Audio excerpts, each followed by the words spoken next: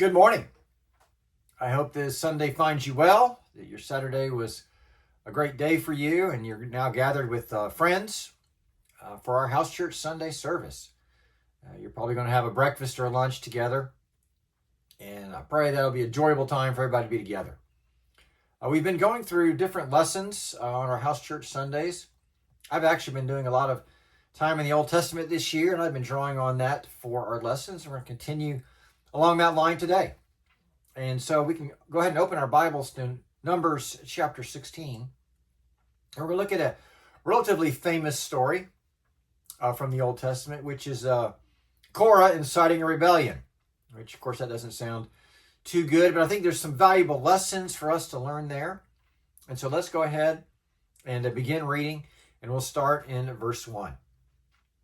Now Korah, son of Izhar, son of Kohath, son of Levi, with Dathan and Abiram, sons of Eliab, and On, son of Peleth, sons of Reuben, took 250 prominent Israelite men who were leaders of the community and representatives in the assembly, and they rebelled against Moses. They came together against Moses and Aaron and told them, "You have gone too far. Everyone in the entire community is holy, and the Lord is among them. Why then do you exalt yourselves above the Lord's assembly?" So obviously number 16 isn't getting off to a good start. It's led by Korah, a Levite. There's also at least Dathan and Abiram. They're from the tribe of Reuben, along with 250 prominent Israelite men. Just from the context of this overall passage in number 16, I would guess that most of the Israelite men of these 250 were probably either Reubenites or Levites, but they could have been some other discontents from other tribes. But interestingly enough, they are prominent. These are like at least leaders of some level or standing within the community. But they come up and they charge Moses, say, "Look, Moses, you've gone too far." Basically, they accuse Moses of overstepping his place. They're like, "Look, isn't everybody holy? Isn't everybody a child of God? We should all have a say in how things are run. Instead, you're exalting yourself. You're putting yourself forward." And I think it's very ironic that they're saying this. I guess as the saying goes, they've lost the plot. Apparently, they're not remembering some key things. Like one, God specifically called Moses to lead them. He called him from being a shepherd out in the wilderness, brought him back to Cairo, Egypt, or the land of Pharaoh. And he spoke to Pharaoh. He was their representative. He was the instrument God used to enact the plagues, led Israel out, led them through the Red Sea, brought water from the rock. I mean, the things that Moses is doing, it's a large list. And I think one of the things critically that they lost was that when Aaron and Miriam spoke against Moses' leadership, God turned Miriam's skin leprous. She had leprosy. I mean, this is a strong sign that what Aaron and Miriam were not doing what was pleasing to God. The rebelling against Moses' leadership was not a good thing. And so they repented, and God had mercy on Miriam, and so her skin was turned back to normal. But I think there's a dangerous thing here going on, and it looks like pride is set in with Korah and Nathan and Abiram, or Dathan, and these prominent Israelites. You know, if we flip quickly over to Romans chapter 12, in verse 3, it says, "For by the grace given me, I say to every one of you, do not think of yourself more highly than you ought, but rather think of yourself with sober judgment, in accordance with the measure of faith God has given you." So Paul here is warning the Romans, know yourself. Don't let your pride get the upper hand in your life. Like, really know, hey, your strengths and weaknesses. Where are you vulnerable to Satan's attacks? You know, where is your gifting so that you can contribute? A sober estimate of yourself is like, you know, the good and the bad. You're a position of humility and learning, but it's not like you're a doormat and whatever somebody else says goes, but you know yourself. There's a sober estimate about yourself. You know, it's a dangerous place when we let pride get the upper hand. Pride destroys souls. It leads us to probably the worst decision we can make, which is we think we know better than God. That's what's happening here with Korah and the whole gang, is they think, look, we should have a different position that we have here. And Moses and Aaron and you guys are exalting yourselves, and we should all be here together. More to the root, they probably just want to be in charge. And so, if we're looking here and they're asserting their own will, I'd like to take a break here, and we can pause for a discussion. And the question I'd like to ask for discussion purposes here is, when are you most tempted to exert your will against God?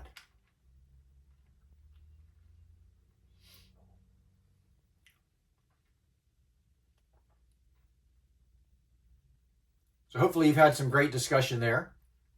We're going to go ahead and skip a few verses here, but just to summarize them, essentially what happens is Moses responds to Korah after what appears to be a consultation with God. He says, look, all you rebels come down before the entrance to the tent of the meeting, and we'll let God decide. But then he takes a moment and turns to Korah and the Levites and speaks directly to them, and we'll pick up at verse 8. Moses also told Korah, now listen, Levites, isn't it enough for you that the God of Israel has separated you from the Israelite community to bring you near to himself, to perform the work at the Lord's tabernacle, and to stand before the community to minister to them? He has brought you near, and all your fellow Levites who are with you, but you are seeking the priesthood as well. Therefore it is you and all your followers who have conspired against the Lord. As for Aaron, who is he that you should complain about him? So essentially Moses calls them out. He says, look, here's the real situation. You guys want the priesthood. I mean, they're going to come the next day with their fire pans and offer incense, and they're really wanting to assume these roles that God has intended for the priesthood, and Moses sees that. So the situation is not that they're being held down, but that they want more. It's obvious there is a discontent with their current situation. They want the priesthood. It's not enough for them to be set apart to serve in God's temple. They want more. And discontent is a dangerous thing. It compares ourselves to others, what they have, what we don't have. I think it leads to the dangerous phrase of I just want to follow my heart. I mean, look, you can follow your heart in a good way, as in you have desires and dreams, but you want to submit them to God and his plan and see how they all are interwoven together and trust God as he leads. There's the other side of I want to follow my heart because I want to do what I want, even if what you want is not a good plan. And even if you've spiritualized it and talked yourself into it, that's not really what God is wanting of us. He's wanting us to follow his will and his ways and to be content. And Paul says this in Philippians chapter 4, verse 11 through 13. He says, I am not saying this because I am in need, for I have learned to be content, whatever the circumstances. I know what it is to be in need. I know what it is to have plenty. I've learned the secret of being content in any and every situation, whether well-fed or hungry, whether living in plenty or in want. I can do everything through him who gives me strength. Paul's saying, look, live a contented life. And he's recognizing that contentment doesn't always mean everything's going exactly how we want. I mean, if we look at our lives are built around times of challenge and difficulty and blessing. I've encountered every person I've encountered, that's how their life has worked out. There have been blessings and there have been challenges, and all of them are not the same. People have different challenges, people have different blessings. But Paul is saying, trust in the way God is leading you. Paul learned how to trust in how God was leading his life. And God helped him and will help us through blessings and trials. So I'd like to pause here for a few minutes and ask another discussion question, and that is, what causes discontentment?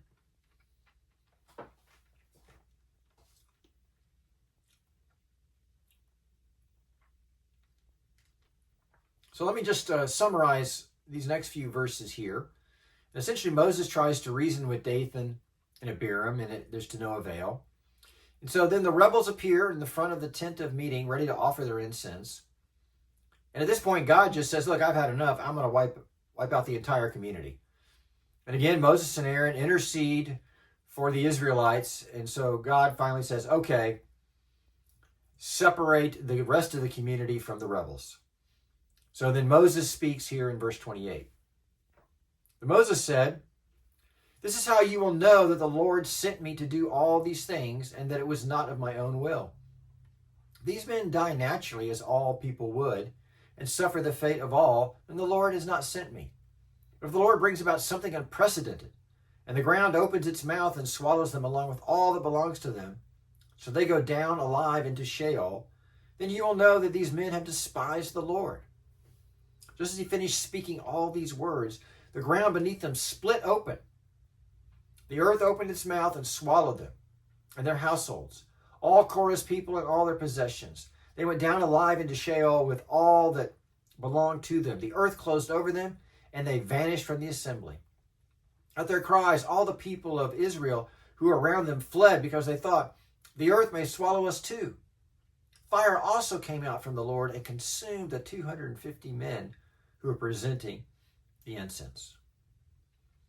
Judgment came. I mean, the warning signs are obvious.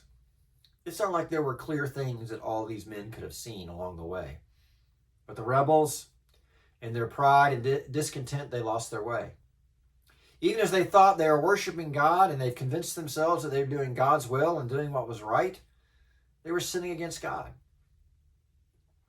I think the lesson for us is we cannot think that the same thing wouldn't happen to us. You know, we have to work at remaining humble. We have to learn at working to be content and to thrive in how God is leading us. Not necessarily how we want to be led or where we want to go, but trusting where God is taking us.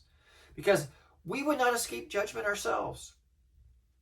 I think God's making it abundantly clear His way is the way. We're not free to chart our own path in life. I mean, God in His mercy allows us so much freedom as we are called to follow the path He lays out before us. But it's like there's plenty of room between God's spiritual guardrails for our lives, for us to exert our individuality, to enjoy life, and yet to be in full obedience to God and making a real difference in this life to help others and to bring glory to God by how we live. But the discussion question I'd like for us to pause with here is, why does God repeatedly show His judgment throughout Scripture?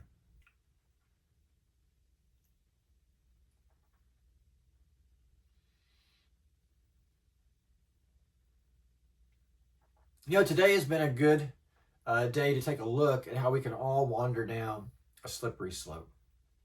I pray that all of us will just work together. We can help each other to be humble and content with how God is leading us. So together we can build up this kind of community and live the kind of life that God desires for all of us. I pray that we will do this, and I hope you have a great day.